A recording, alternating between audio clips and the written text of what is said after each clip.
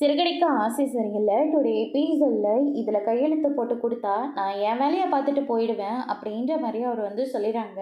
அண்ணாமலையும் கையெழுத்து போடுறதுக்காக டாக்குமெண்ட்டை எடுக்கிறாங்க. விஜயா இருந்துட்டு வேண்டாங்க, கொஞ்சம் யோசிக்கலாம், யோசிச்சதுக்கப்புறமா கையெழுத்து போடலாம், கொஞ்சம் அமைதியாக இருங்க அப்படின்ற மாதிரி சொல்லிடுறாங்க. இதுக்கு மேலே எங்கே அமைதியாக இருக்கிறது அப்படின்னு சொல்லிட்டு நம்ம அண்ணாமலை இருந்துட்டு கையெழுத்து போட ஆரம்பிக்கிறாங்க.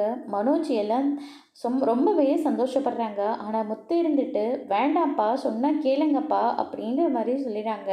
ஆனால் அண்ணாமலை வந்து யார் சொல்கிறதையும் கேட்காம கையெழுத்தை போட்டு விட்டுறாங்க. அதுக்கு அடுத்து தான் வந்து பார்த்திங்கன்னா இந்த பக்கம் நம்ம முத்து இருந்துட்டு எல்லா பிரச்சனைக்கும் காரணம் நீதாண்டா, உன்னால தான் எல்லாருக்கும் எல்லா பிரச்சனையும் வந்துக்கிட்டு இருக்கு பாரு, உன்னால் அப்பா வந்து எவ்வளோ பெரிய பிரச்சனையை ஃபேஸ் பண்ணிகிட்ருக்காங்க, எல்லாத்துக்கும் காரணம் நீ மட்டும்தான். ஏற்கனவே அப்பாவோட மொத்த ரத்தத்தையும் உறிஞ்சி எடுத்த, அவர் வாங்கின 27 லட்சத்தையும் நீ தூக்கிட்டு ஓடின, அதுக்கப்புறம் அதில் நீ ஷோரூமை ஓப்பன் பண்ண, இப்போ அதில் நஷ்டப்பட்டு இப்போ சொத்தை பிரித்து கேட்குற அளவுக்கு கொண்டு வந்து விட்டுட்டு, அது மட்டும் கிடையாது, இப்போ அந்த 30 லட்சத்துக்கும் அப்பா தான் காரணன்ற மாதிரி நீ டாக்குமெண்ட்டில் வேற கையெழுத்து வாங்க சொல்லிட்டாங்க, எல்லாத்துக்கும் நீ தான் காரணம் அப்படின்னு சொல்லிட்டு நம்ம முத்து வந்து ரொம்பவே கோவப்பட்டு அடிக்க போகிறாங்க. அதுக்கு அடுத்து தான் வந்து பார்த்திங்கன்னா நம்ம விஜயா இருந்துட்டு முதல்ல தள்ளிடாந்தானே, எதுக்கடா எதுக்கு எடுத்தாலையும் அவனை அடிச்சுக்கிட்டே இருக்கு, அவனை அடிக்க முதல்ல உனக்கு என்ன உரிமை இருக்குது அப்படின்ற மாதிரி சொல்லிடுறாங்க. அப்பாவால் தானே இவனுக்கு எல்லா பிரச்சனையும் வந்துக்கிட்டு இருக்கு அப்படின்னு சொல்லிட்டு முத்து வந்து சொல்லிக்கிட்டு இருக்காங்க. நீங்கள் எங்கே அதில் கையெழுத்து போட்டீங்க இங்கே பாருங்கம்மா, அப்பா கிட்ட சொல்லி எனக்கு சேர வேண்டிய சொத்தை பிரித்து கொடுங்க அப்படின்ற மாதிரி சொல்லிடுறாங்க. இதை கேட்டோன்னு மொத்த பேரும் வந்து ஷாக் ஆகுறாங்க. என்ன சொத்தை பிரித்து கொடுக்கணுமா? அப்பா உசுரோடு இருக்கிற வரைக்கும் அது மட்டும் நடக்கவே நடக்காது. உன்னால் ஆனதை நீ போய் பார்த்துக்கோ.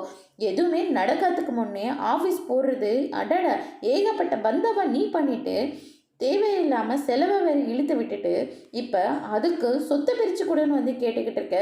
சொத்தெல்லாம் பிரித்து தட முடியாது, உன்னால் ஆனதை நீ பார்த்துக்கோ அப்படின்னு சொல்லிட்டு முத்து வந்து சொல்லிடுறாங்க. அதுக்கு அடுத்ததாக விஜயா இருந்துட்டு உனக்கு சொத்தை பிரித்து கொடுத்துட்டு நாங்களாம் நடு ரோட்டில் வந்து நிற்கிறதுக்காகவா, நான் உசுரோடு இருக்கிற வரைக்கும் இந்த குடும்பம் உடைய நான் ஒருபோதும் சம்மதிக்க மாட்டேன் அப்படின்னு சொல்லிட்டு விஜயா வந்து சொல்லிடுறாங்க. இவ கழுத்தில் நீ எப்போ தாலி கட்டினீங்களோ அப்போவே உனக்கு கெட்ட நேரம் வந்து சுற்றிக்கிச்சு. ஏற்கனவே பணக்காரின்னு சொல்லிட்டு தான் உன்னை இவ கல்யாணம் பண்ணா, அதுக்கப்புறமா உண்மை தெரிஞ்சதுனால இன்னும் ஏகப்பட்ட பிரச்சனையாக வந்துக்கிட்டே இருந்தது.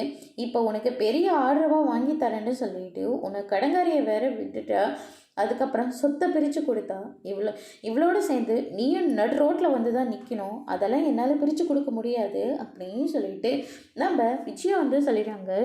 இது உன்னுடைய கடனை, நீ வாங்கின கடனை, அதனால் நீ தான் அடைக்கணும், எங்களால் ஒரு பைசா கூட கொடுக்க முடியாது அப்படின்ற மாதிரி சொல்லிடுறாங்க. இதை கேட்டோன்னே மனோஜ் வந்து பயங்கரமாக ஷாக் ஆகுறாங்க.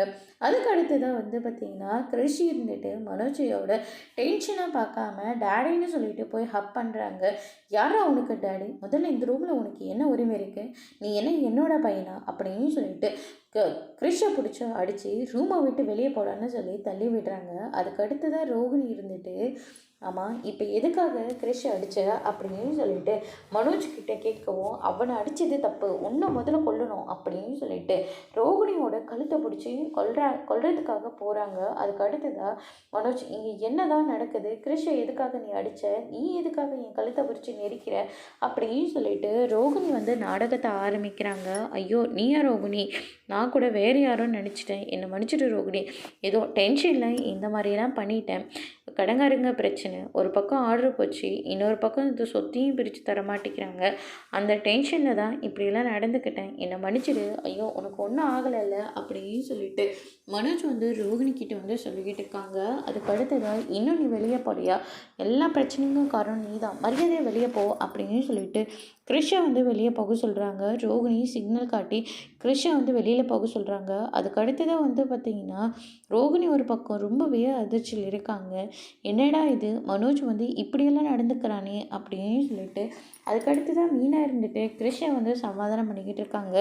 கிரிஷ் வந்து அழுந்துக்கிட்டே இருக்காங்க. முத்து இருந்துட்டு கிரிஷுக்கு என்னாச்சு, எதுக்காக அவன் வந்துட்டுருக்கான் அப்படின்னு சொல்லிட்டு கேட்கவும், உங்கள் அண்ணன் எதுவும் திட்டாரு போல இருக்கு, இல்லை அடிச்சாரானான்னு தெரியல, அதனால் உட்காந்து அழுந்துக்கிட்டே இருக்கான். அவனுக்கு எவ்வளோ தைரியம் இருக்கணும், அங்கே சுற்றி இங்கே சுற்றி மறுபடியும் கிரிஷ் அவன் அடிக்கிற அளவுக்கு வந்துட்டானா, அவனை என்ன பண்ணுறேன் பாரு அப்படின்னு சொல்லிட்டு முத்து சண்டைக்கு போகவும், மீனா இருந்துட்டு ஏற்கனவே வீட்டில் நிறைய பிரச்சனை போயிட்டுருக்கு, இதுக்கு நடுவில் அவங்கக்கிட்ட வேற பேசி அந்த பிரச்சனை இன்னும் கொஞ்சம் பெருசாகிறதுக்கா, அது ஒரு பிரச்சனையாக மாறுறதுக்கா, அதனால் அதெல்லாம் எதுவும் வேண்டாம் வாங்க அப்படின்னு சொல்லிட்டு மீனா இருந்துட்டு நம்ம முத்துவை வந்து சமாதானம் பண்ணிடுறாங்க. அதுக்கடுத்து தான் வந்து படுங்க கிரிஷ், இனிமேல் டேடி டேடின்னு சொல்லிட்டு அவன் பின்னாடி போகாத, அந்த எதுவாக இருந்தாலும் இந்த அங்கிள் கிட்ட சொல்லு, நான் பார்த்துக்கிறேன் அப்படின்னு சொல்லிட்டு முத்து இருந்துட்டு கிரிஷை வந்து சமாதானம் பண்ணிடுறாங்க.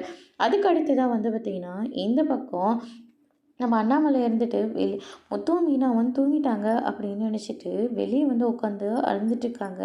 மீனா எதிர்ச்சியை பார்த்து அங்கே பாருங்கள் மாமா அழுந்துட்டுருக்காரு, எந்திரிங்க மேலே அப்படின்னு சொல்லிட்டு முத்துவை வந்து எழுப்பி விட்டுறாங்க. அப்பா என்னாச்சுப்பா, நீங்கள் 2 பேரும் இன்னும் தூங்கலையா, போய் தூங்குங்க, நாளைக்கெல்லாம் வேலைக்கு போக வேண்டிய வேலை இருக்குல்ல, அதனால் 2 பேரும் போய் தூங்குங்க அப்படின்ற மாதிரி சொல்கிறாங்க.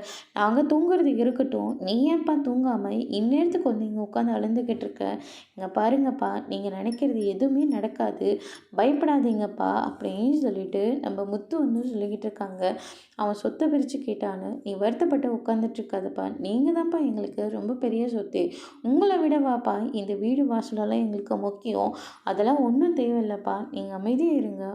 அவனை வெளியே சொத்தை பிரித்து கொடுத்தா அவன் இன்னும் கொஞ்சம் கெட்டு இன்னும் மாறி போயிடுவான்ப்பா, வேண்டாம்ப்பா அப்படின்ற மாதிரி சொல்லிடுறாங்க. அவன் சொத்தை தானே கேட்குறான், கொடுத்துடலாம், அவங்களோட வாழ்க்கையை அவங்கவுங்க பார்த்துப்பாங்கல்ல அப்படின்னு சொல்லிட்டு நம்ம அண்ணாமலை வந்து சொல்லிடுறாங்க. இங்கே பாருங்கப்பா, அது ஏன் நினச்சிக்கிட்டு இருக்காதீங்க, இல்லை முத்து, நாளைக்கு லாயரை வர சொல்லி சொத்தை பிரிக்கலாம்னு நினைக்கிறேன், நீ போய் ரெஸ்ட் எடுப்போ அப்படின்னு சொல்லிட்டு நம்ம அண்ணாமலை வந்து சொல்லிட்டு அங்கேருந்து கிளம்புறாங்க. அதுக்கடுத்து தான் வந்து பார்த்திங்கன்னா நம்ம முத்து இருந்துட்டு நான் யாருக்கு என்ன நடந்தாலும் தாங்கிப்பேன், இல்லை முடிஞ்ச அளவுக்கு அதை நானும் தீர்த்து வைக்கவும் பார்க்குவேன், ஆனால் என் அப்பா கண்ணில் ஒரு சொட்டு கண்ணீர் வர்றதுக்கு யார் காரணமாக இருந்தாலையும் அவங்கள நான் சும்மாவே விட மாட்டேன் அப்படின்னு சொல்லிட்டு முத்து இருந்துட்டு மனோஜோட ரூமை வந்து தட்டுறாங்க. அதுக்கு அடுத்ததாக மனோஜ ரோகிணியும் வெளியில் வராங்க.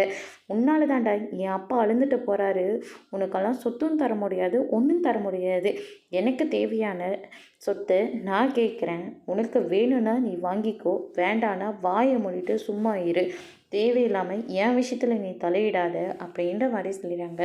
என் அப்பாவை நீ அள வச்சுட்டா உனக்கு எப்படி இந்த சொத்து கிடைக்குதுன்னு நானும் பார்க்குறேன் அப்படின்னு சொல்லிட்டு நம்ம முத்து வந்து சொல்லிடுறாங்க. இதை கேட்டோன்னா மனோஜ் இருந்துட்டு என்னடா விட்டா ஓவராக பேசிக்கிட்டு இருக்க அப்படின்னு சொல்லிட்டு 2 பேரும் மாறி மாறி சண்டை போட்டுக்கிறாங்க.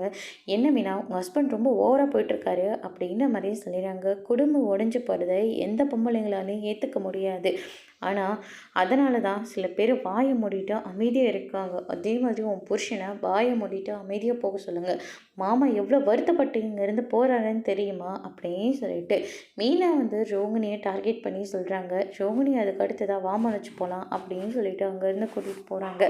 அதுக்கு அடுத்து தான் வந்து பார்த்திங்கன்னா நம்ம மீனா இருந்துட்டு பார்வதியோட வீட்டில் பூ போட்டுட்டு அங்கேருந்து கிளம்பலான்னு பார்க்குறாங்க. பார்வதியும் சிவனும் இருந்துட்டு நாங்கள் கதை சொன்னால் உனக்கு பிடிக்கும்ல, வாமா கதையை கேட்டுட்டு போ அப்படின்ற மாதிரி சொல்கிறாங்க. சரிங்க அப்படின்னு சொல்லிட்டு பார்வதியும் வந்து கதையை சொல்ல ஆரம்பிக்கிறாங்க. ஒரு 2 நண்பர்கள் இருந்தாங்க, வேறு ஒரு மரத்தில் திருட பார்க்குறாங்க, ஆனால் அந்த நண்பனுக்கு துணையாக இன்னொரு நண்பனும் போகிறான் அப்படின்னு சொல்லிட்டு அந்த கதையை வந்து சொல்கிறாங்க. ரோகிணிக்கு ஹெல்ப் பண்ணுறது எல்லாத்தையும் மீனா வந்து நினச்சி பார்க்குறாங்க. பார்த்த உடனே நம்ம பண்ணுறது எவ்வளோ பெரிய தப்பு அப்படின்னு சொல்லிட்டு மீனாவும் உணர ஆரம்பிக்கிறாங்க. அதோடு இன்னைக்கான எபிசோட் முடிச்சிருக்காங்க.